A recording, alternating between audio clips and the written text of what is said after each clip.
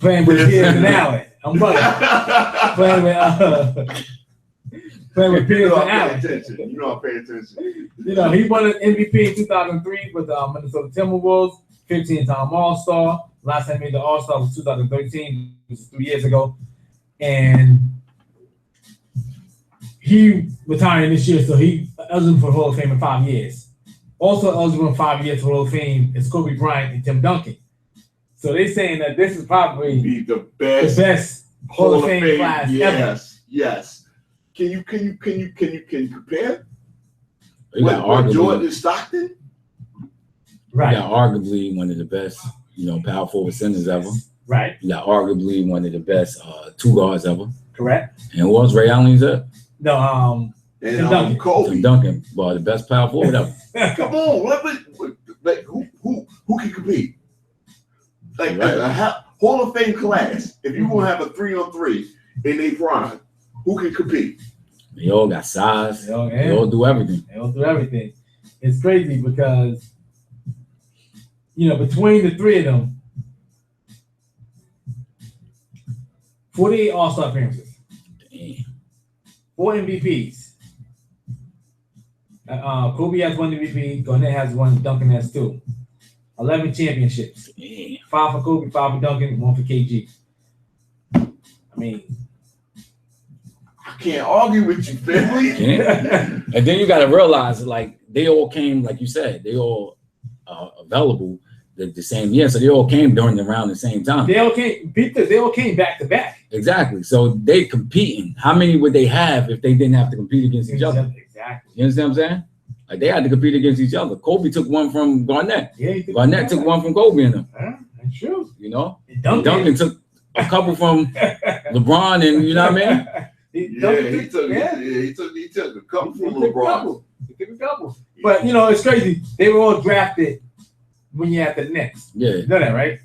Garnett was drafted in 95. Kobe was drafted in 96. Duncan was drafted in 97. They all getting in first ballot. Great. In 2020. When they all just won 5 years. They're all getting in 2021. Yeah, 2021 they're eligible. They're all getting in. Great. First ballot. First ballot, absolutely. It's not like baseball. Baseball is like iffy.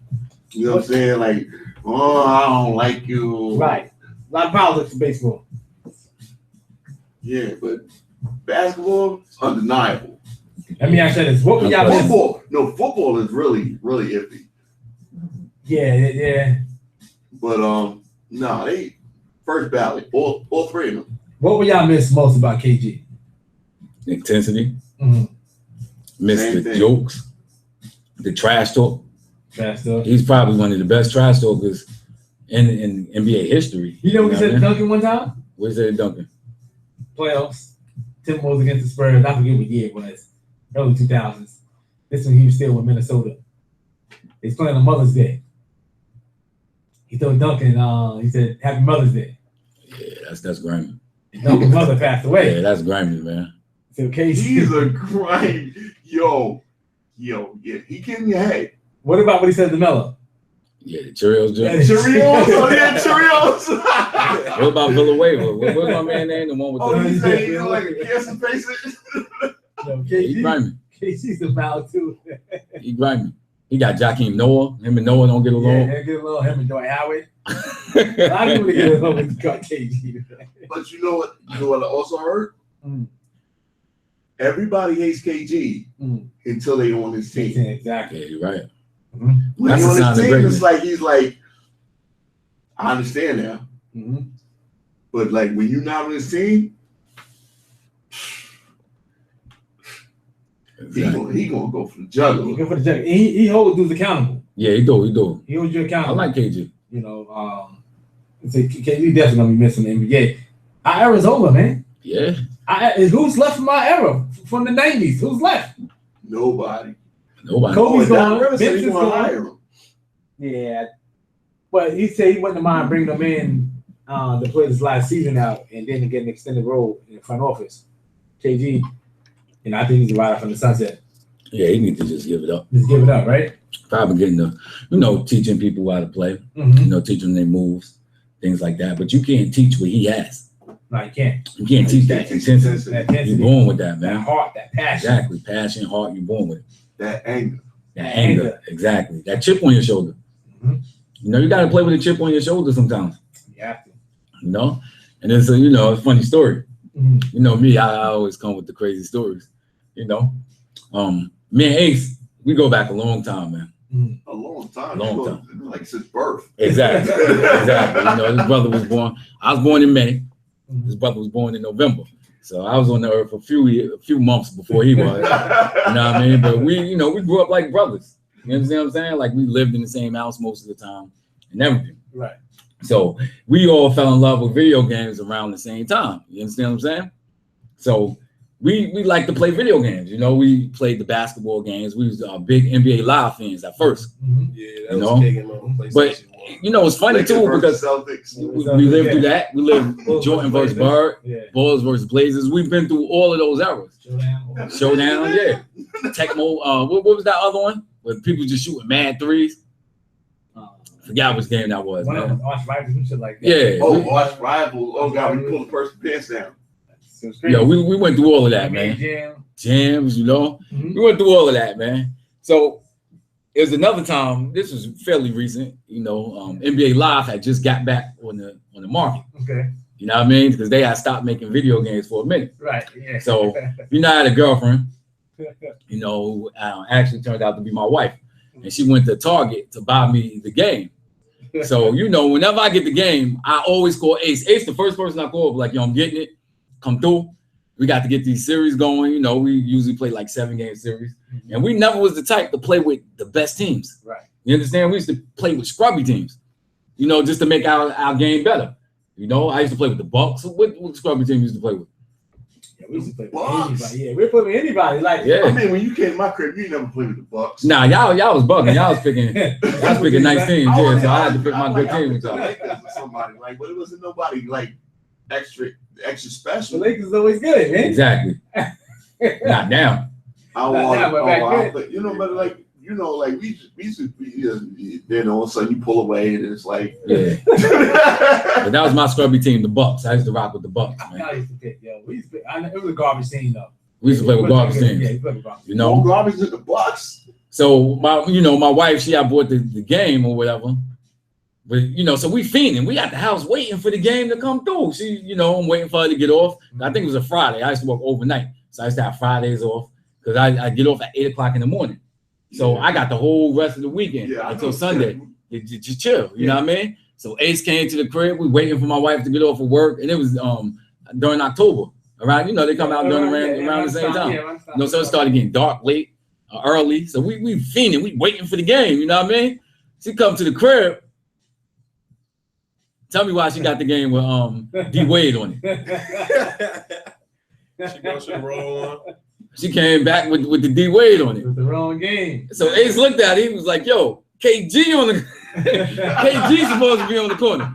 KG, this D Wade." Yo, from that point on, my wife used to hate on Ace. From that point on, man. Yo, she used to like KG. She used to try to make do your voice so she was mad as hell. Ace was like, "Yo, KG. That shit was funny as hell, man." The wrong game. Oh man. We trying to play 2K. She came back with Live. She came back with NBA Live, man. NBA Live. When 2K came out, NBA Live was a rap. And me trying to be the man I am, I was like, "Yo, it ain't even that bad, man. The game, it's cool." No, it's trash. No, it was whack. You didn't want to make her feel bad. You took it back. Yeah, I took it back. I had to take it back, man. Yeah, at least she ain't come back with that NCAA. Yeah, you're right. She came back with that NCAA. My homie Cody over because he was still on Live. I'm like, "What are you doing?" But that, like then Ron finally fixed him, switched him over. I'm like, he's like, live? Live is finished. This Live is done. They're like this. Yeah, Kyrie. Yeah. You know what it is, man. Sometimes we get our heart mixed up and stuff, and we hate to be wrong about it. You know what I mean? When we get behind something, we hate to be wrong. It's like when we used to go rent Blockbuster videos. We used to go to Blockbuster every Saturday, and rent a movie. Mhm. You know what I mean? And the movie will be whack as hell. It'll be an hour and a half. An hour and 10 minutes go by, nothing interesting happened in the movie. Everybody, you know, because we used to do that. Everybody be joking. You talking about, yo, you picked a corny movie. And we sitting there acting like we like it. Like, yo, this movie good, man. I don't know what y'all talking about. But we used to. We ain't want to, you know, we ain't want to say that we picked the whack movie. Yeah, I ain't gonna hurt nobody's feelings. But they will hurt our feelings. They be like, yo, that shit was corny. Man, I admit my mistakes and move on. A lot of people I'll don't. watch the movie to the end. Yeah. But listen, if I fucked up, I fucked up. You gonna tell me, like, hey. Remember that Mortal Kombat movie that came out? Yeah. With Jamie and BJ. I got a cousin named Jamie Leprechaun and another 2. cousin named BJ. You know, they was heavy Mortal Kombat fans. So the first Mortal Kombat movie came out, them niggas was amping it. Like, yeah, I can't wait. I can't wait. This is gonna be ill. This is gonna be the best movie ever.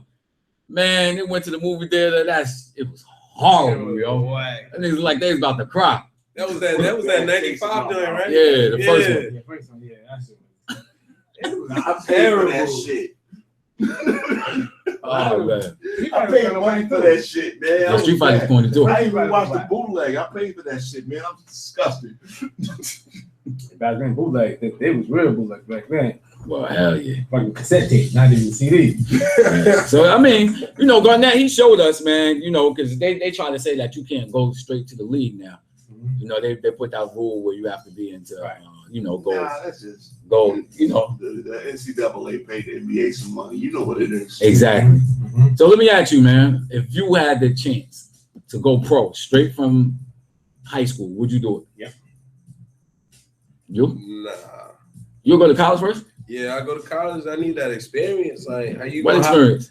You need some experience because it's different between playing from high school to straight to the league. Because you playing with the ballers, they do this for life. And you coming straight from high school, JV and varsity. You still playing with the youngest. Now you playing with the big boys. That's true. So I'd rather take them, you know, 2 to 4 years to get the experience, and then go straight there. It's definitely a big difference to jump from varsity high school ball to the NBA. Yes, sir. It can be done. It's been proven. LeBron dropped 20 points in the first game in the league. You know, that's why any and everybody can't do. You have to be a phenom to do it. You know, Sebastian Telfair tried to do it. He couldn't do it. It took him years to adjust to the NBA. Right. Kobe did it. It took him time. Yeah. You know, he sat on the bench. Not on the bench, but he ain't get no burn his first 2 years. Yeah, He was too much playing time by Eddie Jones and Anthony Bell and them boys. So, but he was a phenom in high school. It's definitely a learning curve. And that money's there, so I'm going to get it. Exactly. You know, because you ain't guaranteed to stay healthy in college. You're right. You know, you fracture. You having Kyrie Irving. Exactly, but he was still able to. He was still good enough to be. Some people, he was good, right? Look at Anthony Davis. He's still never healthy. He's never healthy, but he still went first in the draft. But his legs is just shot. His little legs, yeah. His ankles are shot. A lot of guys would have made the league if they was able to. A lot of guys would have been make it. Right. Look at somebody like Darius Miles, Anthony Ben, Jonathan Ben. A lot of guys wasn't good enough, and injuries also played into play with those guys. But some guys should go to college. Dwight Howard was good enough to make the league. Kobe was good enough to make the league. LeBron, Garnett, those guys, Tracy McGrady. Certain guys are good enough to make the league. You know, some guys shouldn't make the league. Right. But you see, he burned out fast too. Who? Chris McGrady. Nah, he played a long time. But I mean, injuries, but he played a long time though. All I know is by the time Knicks got him, he was trash. Oh yeah. You know, it depends. You know, I say it depends on the sport. Like football, I think is a sport where you need to go to college. You got to develop that strength. What about Maurice Claret? Huh? Maurice Claret. Hey, wait a minute. You talking about with Ohio State? Nah, she should no. I mean, if he would have went straight to the league. Mm-hmm. Instead of doing that first year in Ohio State, mm-hmm. he would have got his money, he would have did his thing, and he wouldn't have got all that trouble. Nah, he would have got broke up. He would have actually shut. Yeah, he probably would have got broke up. He would have got broke up. Yeah, it's a big jump from high school football to pro football. Now you're going from people that's teenagers to real adult men that actually work out. Yeah, 28, and do this 39. on a regular basis. Yeah, exactly. You know what I mean? With basketball, it's a little different. You know what I mean? It's the same thing with baseball. You know what I mean?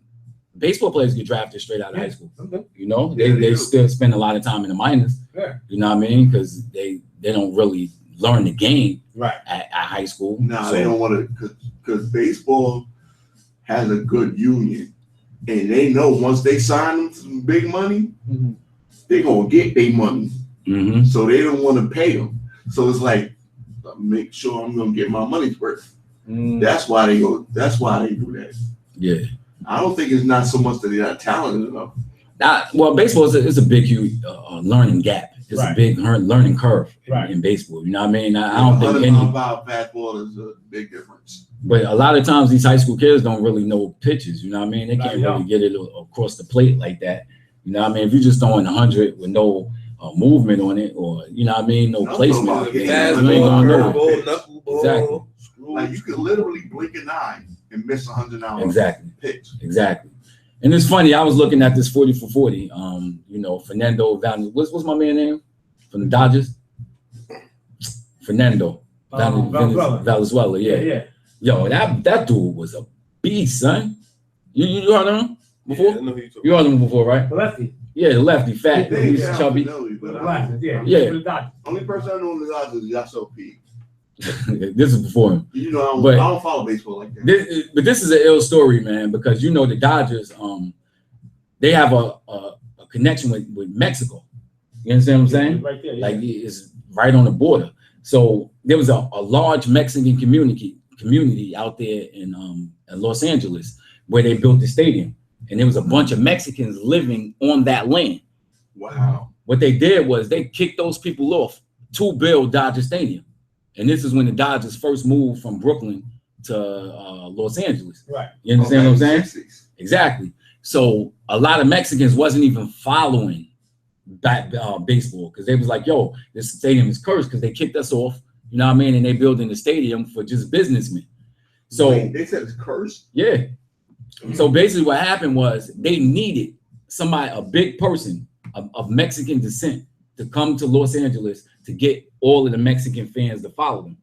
So they went to this small town in Mexico and they was looking for a shortstop, but they saw a pitcher, Fernando Valenzuela. He was striking everybody out. They was like, I got bases loaded twice, but one out, and struck out the side on both occasions. And they was like, yo, we saw him and they saw the poise on him. And they was like, yo, this kid got a future. So they paid him $100,000. A lot of money back then. Back in, I think it was like 79. 79, yeah, because he played his first year in 81, I think. Yeah, and it was a strike his rookie year. This dude went, I think he did 10 complete games. He broke a record for the most complete games and the most shutout innings. You know what I mean? And the first year they had a strike. So this dude was the first pitcher to win the Cy Young and the Rookie of the Year in the same year. He was nice. He was going hard. It was crazy. Like, the Mexicans got behind that dude so bad. They even had Oscar De La Hoya on there talking about him. Like, yo, you know, my father and everybody, all the Mexicans out there, they just really went behind Fernando Valenzuela, you know? Yeah. So, you know, big up to that dude, man. You know, he broke down a lot of barriers and walls. So, that boy was nice. Then they tried to make it seem like he was selfish because he held out his next year for his contract. You know what I mean? He wanted to get paid. He wanted $1 million contract. But, you know, baseball was trying to, say he wasn't worth it and not give him his money. But he sold out every single place that he went. You understand what I'm saying? It was crazy. It was nice. It's crazy. Speaking of Latin descent players, pitchers, the baseball world took a huge hit today. Yes, sir. They lost Miami Marlins lost pitcher Jose Fernandez, killed in a boating accident this morning. That's wild, man. In Miami. You know, the Miami Marlins star pitcher Jose Fernandez was killed earlier today in a boating accident in Miami Beach. The 24-year-old Cuban-born pitcher was found dead with 2 men by the Coast Guard shortly after the 32-foot boat was discovered at approximately 3:15 a.m. Fernandez was defected to the United States in 2008 when he was just 15 years old and drafted by the Marlins 3 years later in 2011. He quickly became the franchise ace of the future, being named National League Rookie of the Year in 2013 and also making the All-Star team twice. He had Tommy John surgery too, so he missed most of the season, one of the seasons before his rookie year. So that's why he was eligible to become Rookie of the Year the following year. This kid's nice. Well, he was nice. Throw hard, throw like 98 miles per hour. Big dude. You know, he's I think 6'4", 6'5". And you know, I played a game, MLB The Show, and I played with the Marlins sometimes. And this dude rating was like a 97 in the game. Like, I mean, you top of the line. Exactly. Yeah. I mean, top of the line. I mean, he's definitely gonna be missed. As a result, the Marlins canceled their game today against the Braves. You know, to mourn the death of this pitcher. Dude had a bright future, man. It's crazy. 24 years old to lose your life in a boating accident. Don't be out there gambling with your life, man. You know what I mean? Life is so fragile. Like we always talk about the body, man. The body can take a lot. You know, it can take a lot of punishment. It can take a lot of years of abuse. Like we could abuse alcohol for 30, 40 years. Yo, why you look at me when you said you can abuse your body? I looked at everybody in the room. You know, make eye contact with everybody. You feel guilty or something, man? Feeling guilty? Yeah, because you know I'm self-abusive. I think, you know, I'm self-abusive too. But, you know, the body does take a lot of abuse. You understand what I'm saying? We abuse ourselves so much. You know, like the junk food that we eat, the fat that we eat, everything. But at the same time, life is very fragile. It could be something very, very, very small. You know, like, all right, you could be driving your car and look down at a text message for a split second, especially if you're driving 50 miles per hour. I tell you this all the time. Yeah, you know, I don't be doing that shit no more. 50, 60. I haven't noticed that you stopped doing it. But yeah, exactly. You did. You know what I mean? Like 50, you're driving 60 miles per hour, a split second. Take your mind off. You could be gone. You understand what I'm saying? Gone. People don't really look at that. Yeah, you understand what I'm saying? So, yo, really, really, really, man. You know, people say God this, man. Whatever it takes for you to be thankful for life, be thankful for it, because there's so many ways that you could be going out here, man.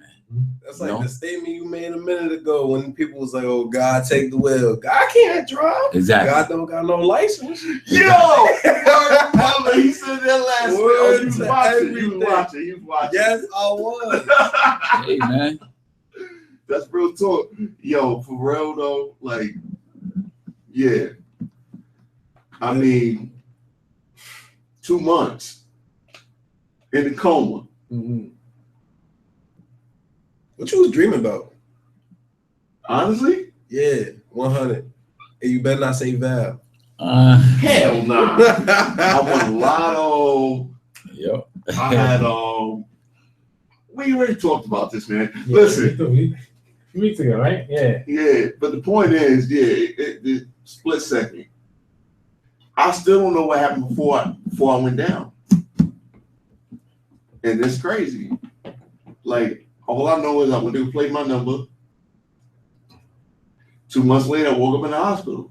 You know what I'm saying? It's that real. Yeah, listen, man. Sounds like somebody tried to rob you for your ticket. But speaking of baseball players, somebody to do in Seattle. They got suspended for the rest of the year. Man. I heard about that, man. Racist comments, man. What did he say? He just said basically, fuck y'all niggas, y'all ain't got no. Who said that? Talking about you ain't got no, y'all ain't got no equal rights, blah blah blah. I swear to God, if I see a nigga in the street, I'm going to jail. I'm telling you. Yeah, if Donald Trump gonna make Mexicans pay for the wall, that nigga gonna pay my bill. Who is this? I ain't hear about this. Yeah, I heard about it. Rock. Yo, it's the Mariners catchers. He got suspended for the rest of the year. I mean, it's just into September. Steve Clevenger. What's the rest of the year without pay? Yeah, come to my hood and say that. He said some real foul shit. He said, Black Lives Matter is pathetic once again. Obama, you are pathetic once again. Everyone involved should be locked behind bars like animals. Wow.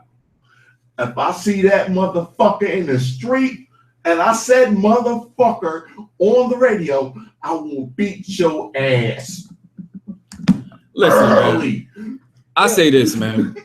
I say this, man. You know, I'm tired. I'm tired. It's weird, you know what I mean? Because we're living in a world now where gaps are actually being bridged. You understand what I'm saying? Mm-hmm. Like, we grew up in Hempstead. You understand? And a lot of times when Black and Hispanic communities, we don't really get a chance to see white people in their natural environment. You understand what I'm saying? Mm-hmm. We only see white people on TV. We only see Black people on TV. Now, some of these white people, they really do believe that we are animals. Because what's happening is they're turning on their TV and looking at the newspaper, and they're seeing reports of Black people doing nothing but being destructive. You know what I mean? Mm-hmm. Murderers, killers, robbing people. This So is what they're seeing. That. Now, this is what they're seeing. Then they're looking at these rap music videos, and they're seeing these people portraying these images as being drug dealers. We got movies out where Black people are just being nothing but destructive. Right. You understand? So this is the image that some white people are getting that never actually seen the hardworking Black people in the community. Now, this is about tradition. You understand? Because, you know, I draw it back to everything. We look at these racist people and we call them wrong for being racist about the way that they are, which I actually feel that they are. Go ahead. Right.